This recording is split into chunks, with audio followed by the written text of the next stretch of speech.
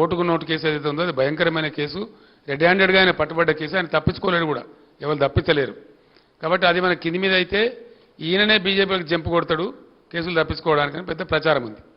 అందులో భాగంగా నిజంగా జరుగుతున్నది ఏంటంటే నన్నేవాళ్ళు డైరెక్ట్ కన్సల్ట్ చేయలేదు, కానీ మా పార్టీలో ఉన్న ముఖ్యులను కాంగ్రెస్ పార్టీలో ఉన్నటువంటి ఒక వర్గం అంతా కన్సల్ట్ చేస్తూ ఉన్నారు.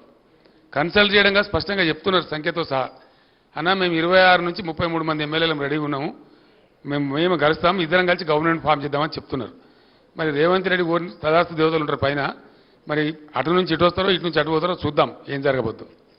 సార్ మీరు ఇందాక జాతీయ స్థాయిలో బీఆర్ఎస్ మళ్ళీ బలపరుస్తుందన్నారు. ఈ అసెంబ్లీ ఎన్నికల తర్వాత ఇది చాలా చర్చ జరిగింది, బీఆర్ఎస్ టీఆర్ఎస్గా మారిపోతుంది అనేది. దీని మీద ఆఖరి జరగదండి, నేను చెప్పిన కదా బీఆర్ఎస్గానే ఉంటుంది, no doubt about it. KCR గారు ఇక్కడ సార్ ఎంతో సంక్లిష్టమైనటువంటి అంతర్జాతీయ విషయాలను సైతం సరళంగా సూటిగా స్పష్టంగా మాట్లాడే కేసీఆర్ గారు లేని లోటు అసెంబ్లీలో స్పష్టంగా కనబడుతుంది. ఆ లోటును ఎప్పుడు భర్తీ చేయబోతున్నారు? నెక్స్ట్ సీజన్ నుంచి చూస్తారు కదా కేసీఆర్ ప్రళయ గర్జన, డెఫినెట్గా చూస్తారు. Sir BRS party next parliament elections తర్వాత కేంద్రంలో మంత్రులు చేస్తామని మీరు చెప్తా ఉన్నారు, మీరేమైనా ప్రధాని రేసులో ఉంటారా? 100% ఉంటే అవకాశం వస్తే ఎందుకుండానే అవకాశం వస్తే ఉండరు. ఎవరైనా నాకు అర్థం గమ్మత్తు నువ్వు నీకంత అమాయకున్నా అవకాశం రావాలనే కానీ ఎందుకున్నావు నాకు అర్థం కాదు. I will be in the race. మా సురేష్ బాయ్ సాబ్ నవ్వుతున్నాడు, ఆయనే రేపు కేశవరావు వెళ్ళిపోయింది కాబట్టి రేపు మా parliamentary party leader Suresh Reddy గారు కాబోతారు. రేపు నేను లెటర్ ఇష్యూ చేస్తా ఉన్నా చైర్మన్కు. ఈ will be the main player in Delhi on behalf of BRS.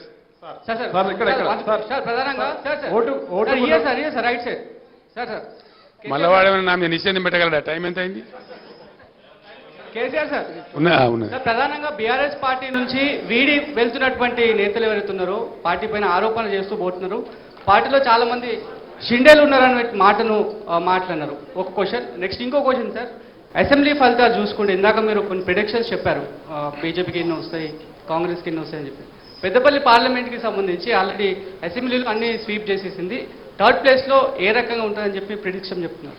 ఖచ్చితంగా చెప్పొచ్చు బ్రదర్, చాలా సింపుల్ అది. ఎందుకంటే పోయినసారి ఎన్నికల్లో మేము 7 అసెంబ్లీకి వచ్చిన సీట్లు 2 కోల్పోయినాం. మేము పోయిన పార్లమెంట్ ఎన్నికల్లో 18లో మేము గెలిచిన తర్వాత 7 అసెంబ్లీ సీట్లు నిజామాబాద్ సెగ్మెంట్ మేము గెలిచినాం, కానీ మేము ఓడిపోయినాం.